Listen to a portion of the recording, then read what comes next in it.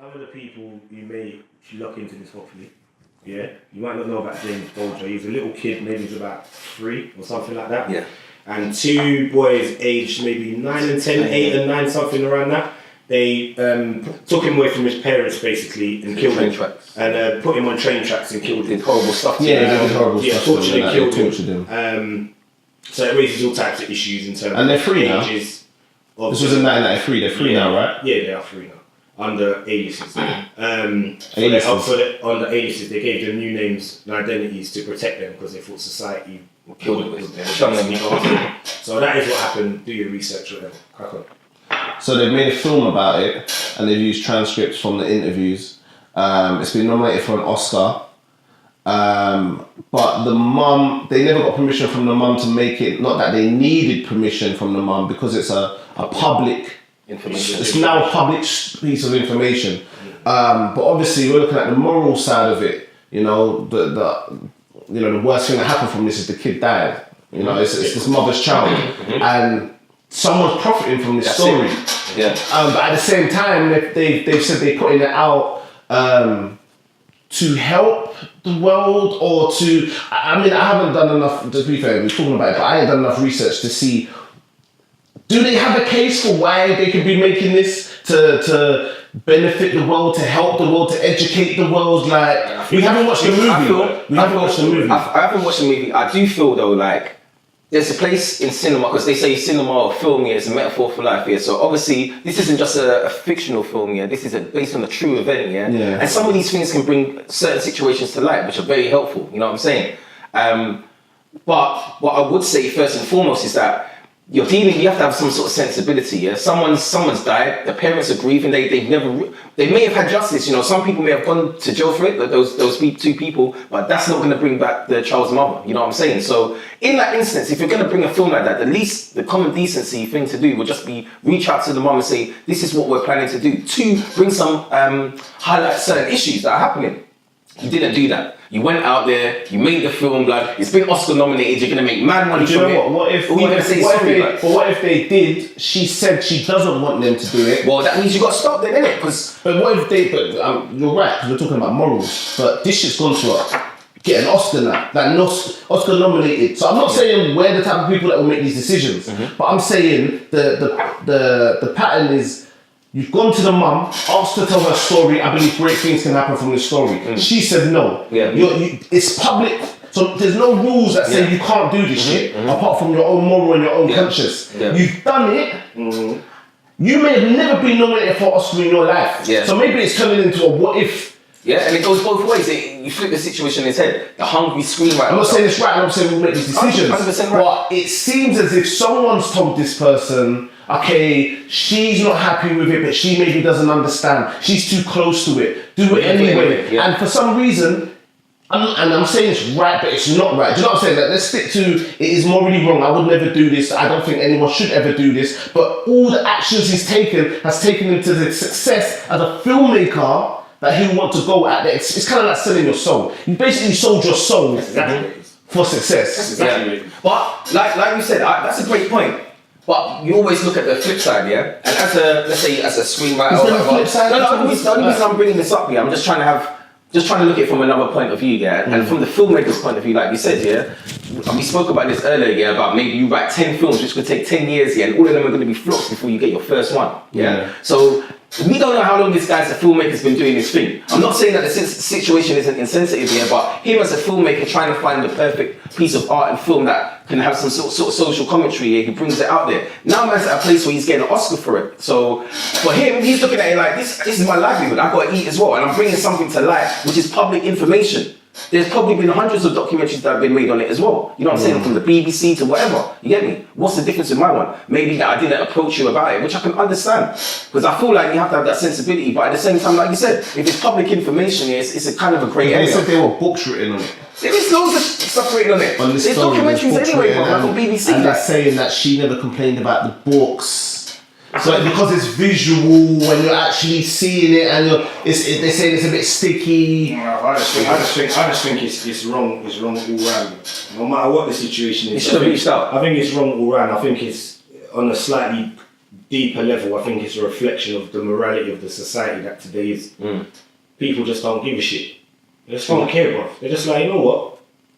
I'm making it. It's a story. I've got enough of a reason to allow me to somewhat make it feasible. Yeah. You're right. You're 100% right. It's more a thing of like. Yeah, they've got, listen. Yeah. People, listen, see this society, bro. Anyone can excuse anything.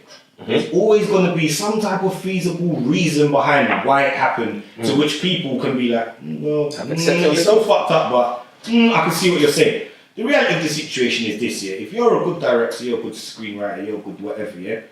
If you're going to base anything on true story, naturally, they've done their research, so they've gone and got whatever the public record information is, and they've gone and used it, and then they've built their film around it. Cool. But morally, yeah, as a person, if you want to do something which reflects the truth, if you want to do something which reflects reality, whatever it may be, as a director, personality, in media like that, film like that, surely, bruv, you have to have a moral compass. You have to. You have to have a moral compass somewhere. You have to say to yourself, all right, this movie I think is going to be great, it's going to be educated, all the reasons that you're excusing what you're doing for.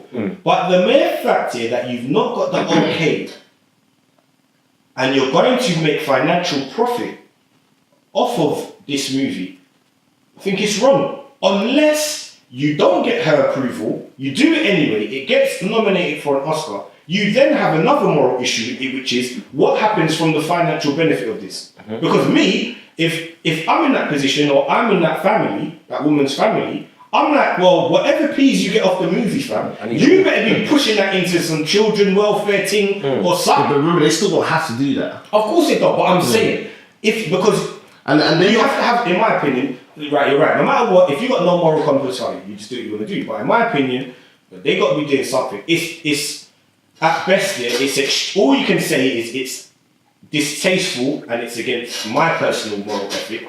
But to me, it's just very distasteful. But they have an avenue in which they can defend their body of work under whatever they want to do it with. And that's just... But that's just life, though, because in life, they say like you're always going to offend somebody, so you might as well just do this shit anyway.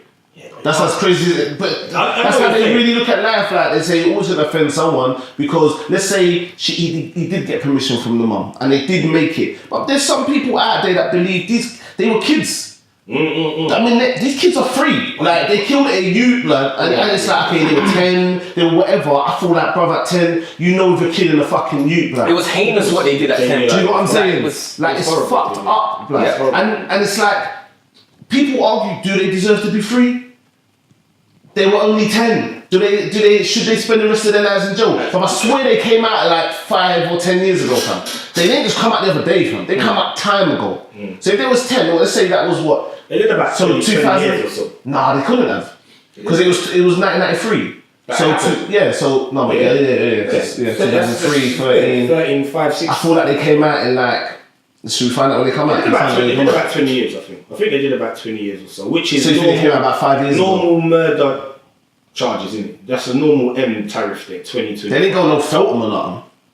Nah, but they were hardened in the system by the time they were 18, man. They were I feel like at 10, but they... I don't even know how you do with a 10-year-old that gets an M charge. And they think they were mental, they were looking at the mental side of it. They look at the mental side of it, so you weren't just a bad youth. And when I'm not saying like it's easy, like I ain't no experience being in these mental wards or whatever like that, yeah, but you ain't around man that are ready to take your salt blood and take your fucking shower gels and that blood. Like, they're not gonna mistreat you. They're trying to work out, they're trying to soften you. Maybe it's just the isolation, but you deserve to be in that motherfucker. But they're still feeding you well. They're still feeding you well and shit, blood. Like, I presume they would have gone YOs and all that. They'd have had to. They'd have had to gone YOs. Yeah, they would have had to, I think, man, and just gone through that whole setup, and then when they get to... But remember, they got given fucking new names and shit.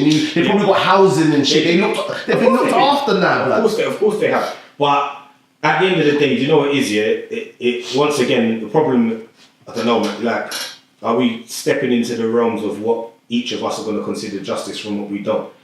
At the end of the day, people, at some point in time, we have to sort of, you know, separate shit and say, well, these people have did what they did as children. Yeah, it was horrible. 20 years being in a box is a long period of time, especially from a child to an adult. Think about anything anyone did from 10 years old to 15 years old to 20 years old. How old was you? How old was you? You were a baby. He was about 3. And then you had 3. It's horrible what they did, and they must have. I don't want to go into too much detail, but they beat the child to death, right? It wasn't just that. They tortured him. Batteries and I think they sexually assaulted him, then they put him on the train track to be cut by the train. Yeah. The train nicked it, like. I think so, yeah.